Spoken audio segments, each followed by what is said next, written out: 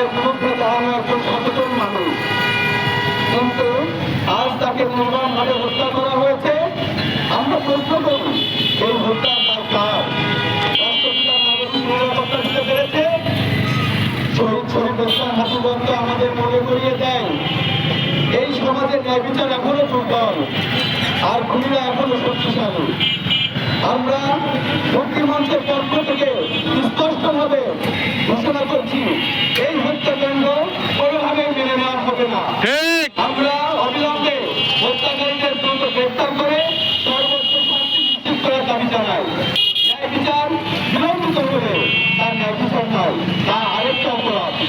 আজ আমরা শুধু শোক জানাতে আসিনি, আমরা সতর্ক করতে এসেছি।